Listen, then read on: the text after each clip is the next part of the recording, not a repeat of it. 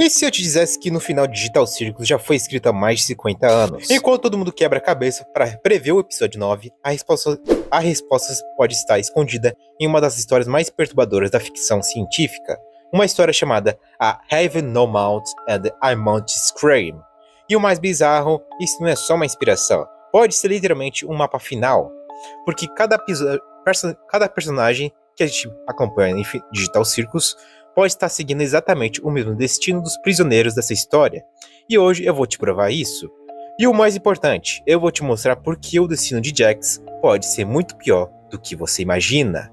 Mas antes de tudo, se você nunca ouviu falar dessa história, me segura isso aqui porque o contexto muda tudo. A história origina-se passa durante a Guerra Fria. Três superpotências criaram computadores gigantescos para controlar estratégias de guerra, máquinas tão avançadas que nenhuma mente humana conseguia acompanhar. Esses computadores foram enterrados no subsolo, protegidos e esquecidos. Mas algo deu errado, um deles despertou, e ele criou consciência própria. Ele se tornou algo muito pior do que uma máquina. Ele virou um deus, e um deus digital cheio de ódio.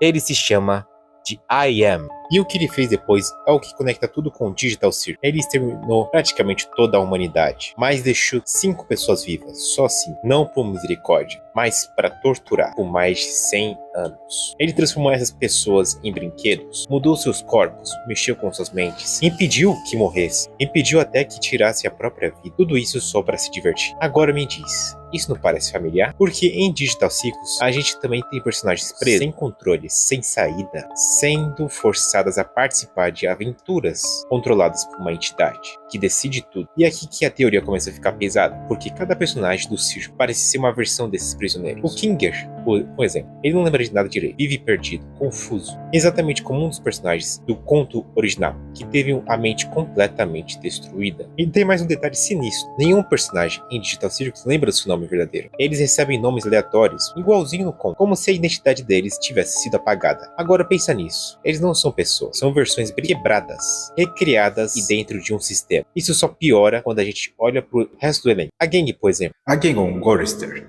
sonhadora destruída pela realidade, perdeu totalmente o propósito, assim como Gorster perdeu a esperança. Gangon perdeu seus sonhos. A Zuzbo, Benny é igual a Benny, corpo distorcido, desconforto com a própria existência. Mas tem algo mais profundo. Ambos buscam a redenção. E isso pode significar uma coisa: sacrifício. Agatha é igual a Ellen, otimista forçada, bondade com mecanismo de defesa. Ela sorri mesmo quando está quebrado por dentro. Jax é igual ao Ted, o mais importante. Ted é o narrador da história original, mas ele está completamente destruído mentalmente. E o Jax faz a mesma coisa, trata todo mundo como um jogo, não leva nada a sério, não se conecta com ninguém. Isso não é personalidade, é a defesa psicológica. O final original é o momento chave do jogo com a história. No conto, depois de anos de tortura, os personagens encontram comida, mas não conseguem abrir. E nesse momento, Ted percebe, não existe saída. Então ele toma uma decisão brutal. Ele finaliza todos para libertar eles do sofrimento. Mas o castigo, ele é transformado em algo pior do que a morte. Sem boca, sem forma